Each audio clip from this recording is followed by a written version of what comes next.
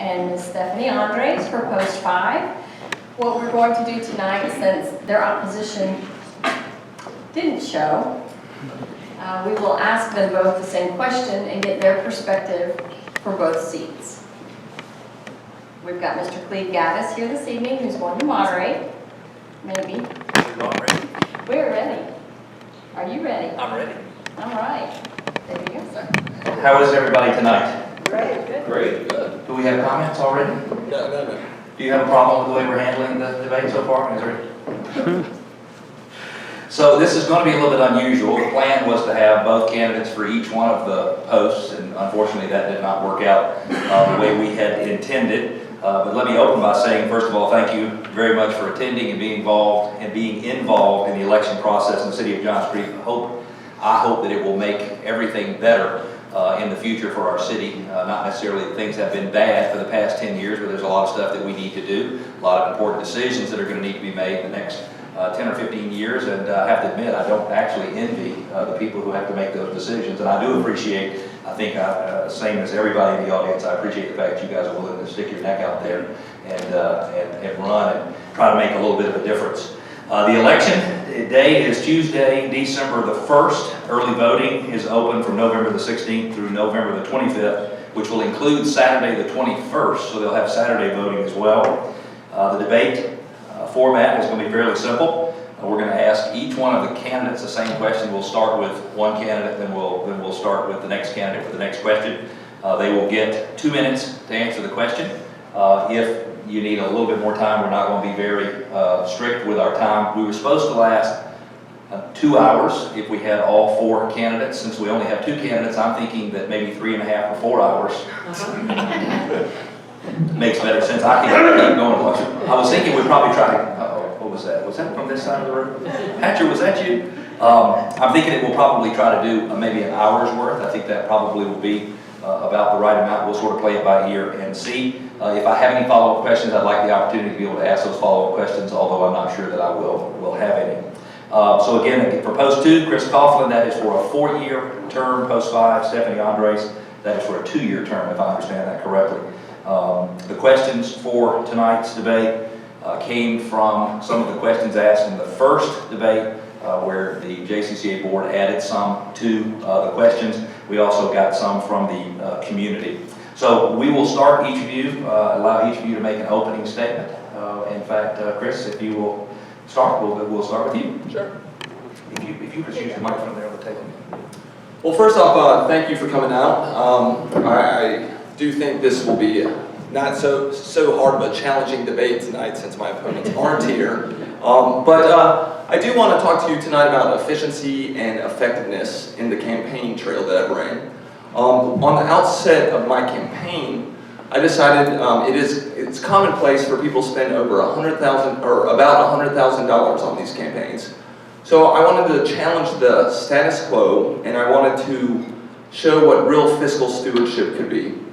So the first thing I did was refuse all contributions. I wanted to show that hard work, a sound policy and platform, and good research could trump mailers, robocalls, and things like that. So the second thing I did was set a self-imposed spending limit. I signed an affidavit that I wanted to spend over $2,500. I was told that this was idealistic, quixotic, and given it was at the time. But like I said, I thought a sound policy would show more to the citizens of Johns Creek than the mailers and the robocalls and the signs. And so now I think it's been a success. I got to the runoff by spending about $2,400. And I think that shows a hard fiscal stewardship, that we can do things a different way. My opponent has spent approximately $50,000. So it was about $1.97 that I spent per vote versus about $25 per vote on his campaign. So I think challenging the way we do things might work, you know, and I'd like to bring that to the dais. So thank you. Thank you. Good evening, and I too say thank you so much for coming tonight. You know, this has been interesting. This is our 4th debate, and so our 4th forum. And you know, I'm running because I've lived here for 17 years, and that 17 years has been before and after Johns Creek. And I truly am committed to Johns Creek, and I love our city. And that's why I'm running. I want to preserve and protect our residential identity and our quality of life. And I've been going to council meetings for 6 years following the process and have learned a lot. And now I'm going to take my 25 years of experience in financial accounting and blend that with that 6 years and my 17-year history in the city and hope to be able to represent the citizens' needs and concerns as we move the city from a startup to a governance. And I truly am committed to focusing on our quality of life and maintaining our residential identity, because that's why most of us moved here. And it's most critical to almost everybody I met through this process. I truly have enjoyed my time on the campaign. It's afforded me opportunities to meet neighbors I otherwise wouldn't have met, and I've actually made new friends. And been to areas of Johns Creek I've never seen before. And the great thing I think about being on the city council is that we are all neighbors, and so we should be able to have these discussions. We may have differences of opinion, but in the end, we're all concerned about the same thing: our residential identity, our quality of life, and living together as a city. And so I'm excited to be a candidate for Post 5, and I would like to earn your vote. Thank you. Thank you. Stephanie, if you want to just hang on to the microphone, we'll start with you for the first question. And the question is, what specific business tax changes would you propose that will help make Johns Creek a more attractive destination for businesses? I definitely want to look at the occupational tax that is charged right at the beginning. We make it very difficult to do business in Johns Creek for small business owners. And small business owners are our neighbors. Many of them, I believe in the economic development plan, it talked about the number of employees that most of the small businesses had were under 10. And so I think we should make it very competitive for them. So I'd look at the occupational tax. I'd also look at all the filing fees and requirements that the small businesses have to file. They're reporting revenues monthly and paying a tax on that. And so I think it's worth looking at and comparing. I did a study looking at the taxes, licenses, and fees between Johns Creek, Milton, Alpharetta, and Roswell. And I think there's opportunity there for us to bring a lot of those down to be more competitive so that they can function they can use their money to function in their business versus giving it to the government, and then be more competitive with our neighbors so that some of their citizens will be coming to Johns Creek to do business. For those who might not know, can you give a little explanation of what an occupational tax is? So on January 1st, for a business, they have to pay tax on the number of employees that they have, basically. And that fee, depending on how that calculates, you're talking about tens of thousands of dollars right up front. And that's in essence like a registration fee. So you start in the hole from day one for the calendar year. Thank you. Chris, would you like me to ask the question again, or? No. Okay. I got it. So, like Stephanie was saying, we tax on gross revenues, and this is not conducive to small and startup businesses. It's not conducive to business growth. It creates tax pyramiding, where the same dollar is taxed multiple times. It unfairly taxes different industries. So, we also tax on headcount. We tax on profit margin. We tax on administration. So, we tax businesses just to file their taxes. So we charge them $150 just to process the paperwork. So I'd like to reform it to either a flat occupational tax or a net income tax. I joke that when we tax on gross revenues, the federal government taxes businesses better than we do, and then that's a problem. So, thank you. Thank you. Chris, if you want to hang on to the microphone, we'll start with you on this question. And this is a very broad question, so you might need a little more than 2 minutes to answer. Feel free to take that time if you need it. Question is, how do you envision Johns Creek in 5, 10, or 20 years? What is the role of our city government in getting to that vision? Well, so there's kind of 4 major tenets I think that the city should handle, and that's infrastructure, police, fire, and parks and rec. And currently everyone knows our quality of life is mostly impacted by traffic. So what I would like to do is ease the congestion. We have accrued the $54 million surplus. Currently, we just made acquisition of land that took away about $20 million of that last night. So now we're down to about $34 million, but the remaining of that above an actual adequate reserve amount should be about $20 million. I'd like to allocate that now to capital improvement projects, those highly prioritized traffic relief projects. So I hope in 5 to 10 years, we're gonna retain that residential community that we have, but without the traffic, and And if we can reform some of the business taxes, some of us can get jobs here rather than commuting elsewhere. So I'd like to see it quicker too, in 5 years rather than 20 years. Do you need a question again, Stephanie? Yep, Okay. So, in 5 years, I would like to have seen traffic dramatically changed.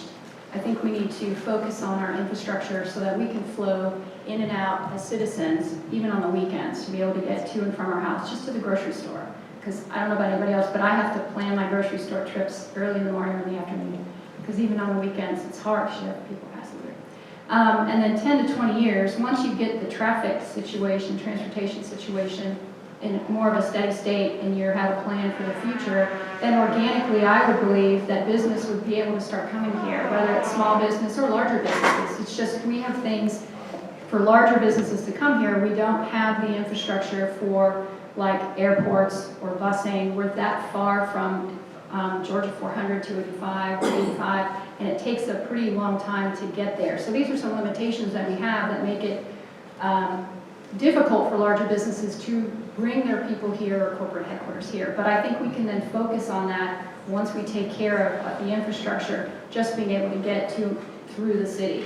So in 10 to 20 years, I would see us having more of a vibrant business environment, but I still see us as a residential community unless the community decides to change that. And so I believe that the government shouldn't be directing who should be coming to our city, that would happen organically, and that should happen just from the structure and culture of our city as it is at that time. So both of you, and just a follow-up question, both of you mentioned transportation. You'd like to see ease of traffic. The majority of the roads in the city that have the majority of the traffic are state roads, not city roads. So what would be some of the ideas that you might have for easing congestion and having cooperation with the state to sort of solve a problem that's really outside of our control? If you don't mind, Stephanie first, and then Chris, if you want to answer as well.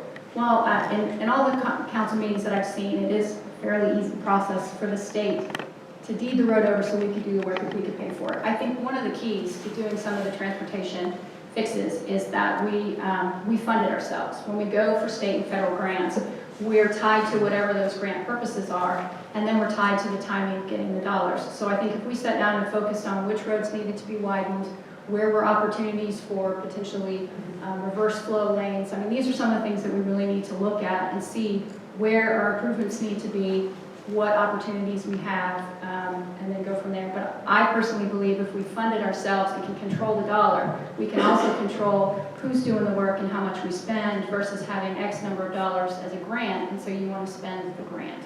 So, and then you have all the strings that are attached to those grants, which have their own costs and components as well. Thank you.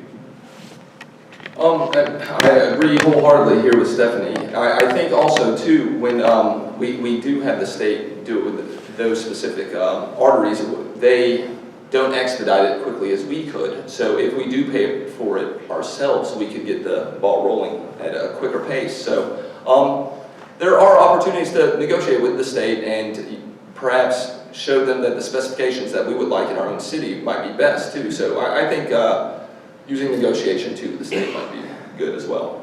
Great, thank you. Stephanie, starting with you, this question is similar to, this actually is further to some points you made in your original opening statement. The question is, should our business taxes be reduced to be more aligned with those of our neighboring communities? You've already said yes, that probably should take place. Can you give some more specifics on that? And if we made some changes to the business taxes, do you have an idea of what type of gap that would leave and how we might fill that in, or whether or not we need to? I haven't really dug that far into it because I think the topics really are looking at where our opportunities are to change and then seeing what the ramifications are. Because of course, if you do reduce taxes, you're definitely going to have less revenue coming in. But the flip side is, I've also looked at the expenses, and I think that there are opportunities where the dollar isn't necessarily being spent right the first time, where we could also, at the same time, might be able to reduce revenues, but I think that there's a flip side of being able to reduce expenses from the city's budget. Got it, thank you. Chris? I believe we only bring in about $4 million in occupational taxes a year, so that's about 8% of our budget. Like I was alluding to earlier, we accrued a $54 million surplus. We run about a 12 to 14% surplus every year. So we could put a moratorium on business taxes and still have it covered. So when I'm asked how would we pay for it, we wouldn't have to. We could cut every single business tax tomorrow and still have a balanced budget. Do I think that's a good idea? No, I think businesses need to pay their fair share, but I would reform it to a flat occupational tax or a net income tax. Thank you. The next question, and I think it is it you, Chris? I'm sorry, I'm bouncing around the prop. I apologize. These questions were given to me and they're starting to repeat themselves, so we're starting to skip around so we don't cover the same stuff over and over again. And this question, both of you have given an answer to this. This focuses more on values than on who we are going to be. In other words, not who we're going to be in 5 years, but who are we today, and how is that going to help us get there? And the question is, what values should Johns Creek hold dear as the city moves forward? I'd like us to retain a kind of a residential community that has parkland and is safe and has good schools. That's kind of why I'm opposing the district. I think if we move into almost an economic stimulus,